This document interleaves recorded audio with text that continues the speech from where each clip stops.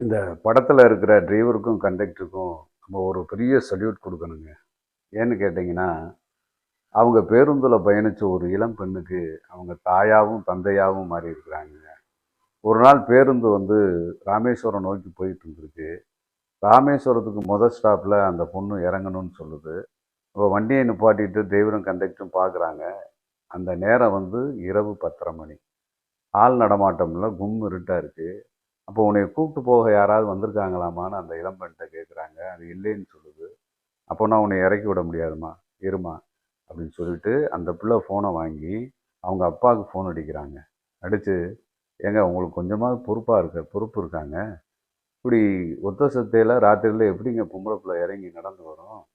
நீங்கள் நேரம் வந்திருக்க வேண்டுமா வேண்டாமா? உடனே கிளம்பி வாங்க. நீங்கள் வர்ற வரைக்கும் ஒரு பிட்டு கூட அந்த வண்டி நகராதுன்னு ஃபோனை கட் பண்ணிடுறாங்க. அப்படி அந்த பொண்ணை அவங்க பொறுப்பாக அவங்க பெற்றோர்கிட்ட ஒப்படைக்கிறதுக்காக 1 நிமிடம் அல்ல, 2 நிமிடம் அல்ல, 15 நிமிடம் வண்டி நிக்குது. அப்புறம் அவங்க சித்தப்பா வந்த பிறகு தான் அந்த பொண்ணை அவன்கிட்ட ஒப்படைச்சிட்டு இவங்க நிம்மதியா வண்டிய எடுத்துட்டு போறாங்க. ஒரு நிமிஷம் யோசிச்சு பாருங்களேன். நீங்க அந்த இளம் பெண்ணோட அம்மாவோ, அப்பாவாவோ, சகோதர, சகோதரியாவோ நினைச்சு பாருங்க. அந்த டிரைவரு, கண்டக்டரையும் கையெடுத்து கும்பிட தோணுதா? இது எப்படிங்க சாத்தியம் இந்த குணாம்சம் உங்களுக்கு? அது அரசு துறை பேருந்தா இருந்தனால தான். இதே தனியார் துறை பேருந்தா இருந்தா அவங்களால இப்படி செய்ய முடியுமா? அவங்கள சொல்லி குத்தம் இல்ல.